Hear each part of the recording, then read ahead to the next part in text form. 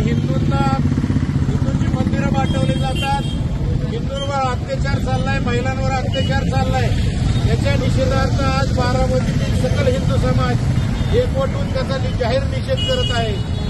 जो बांगलादेश 1971 साली आपल्या भारताने त्या बांगलादेशला जन्म दिलेला आहे, त्यावेळेस पाकिस्तानी सैन्य या बांगलादेशी महिलांवर अत्याचार करत होते, पुरुषांवर अत्याचार करत होते, तेथील समाजावर पूर्णपणे अत्याचार चालला होता। त्यावेळेस भारताने पाकिस्तानवर अतिक्रमण करून त्या बांगलादेशाला स्वातंत्र्य मिळवून दिलेलं आहे। त्याच बांगलादेशमध्ये आपला तमाम हिंदू नागवला जातोय, पाठवला जातोय, मंदिरं तोडली जातात, याचा कुठेतरी निषेध झाला पाहिजे आणि भारत सरकारने त्या ठिकाणी त्यांना खडसावून सुनावलं पाहिजे की आमच्या त्या बांगलादेशीमधल्या हिंदूंना जर केसाला धक्का लागला तर आमच्यासारखा वाईट नाही, या भारत देशातील पंतप्रधानांनी राष्ट्रपतींनी खणकावून सांगण्याची गरज आहे। तर त्याची सीमा खुली करा बांगलादेशाची।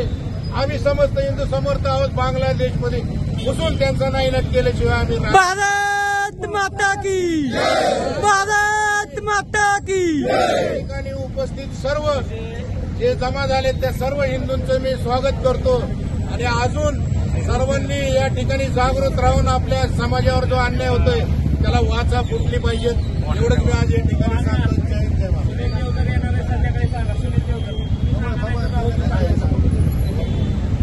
बांगलादेश जो कधी काळी आपल्या भारताचाच एक भाग होता, अखंड भारताचा भाग होता, जो धर्माच्या आधारावर विभाजित केला गेला, हिंदू आणि मुस्लिम धर्मासाठी वेगवेगळे राष्ट्र निर्माण केले गेले, त्यावेळेस हा बांगलादेश निर्माण झाला, पाकिस्तान म्हणून निर्माण झाला आणि नंतर 1971च्या युद्धामध्ये बांगलादेश पाकिस्तानपासून सुद्धा वेगळा झाला।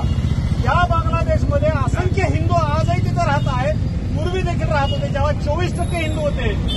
आज परिस्थिती तिथं अशी आहे की फक्त 8% हिंदू राहिलेले, हिंदूंची लोकसंख्या कमी का होत चालली तिथली, तर त्या ठिकाणी हिंदूंवरती प्रचंड अत्याचार केले जात आहेत, कायम अत्याचार केले जात आहेत आणि आता केवळ आरक्षणाचा मुद्दा पुढे करून त्या ठिकाणी जे अराजक माजवलं गेलं आहे तिथल्या शेख हसीनांना पालावून करायला लावलेलं आहे आणि त्या आरक्षणाच्या आंदोलनाच्या आडून हिंदूंवरतीच अत्याचार करायचं सगळ्या बांगलादेशामध्ये काम चालू आहे।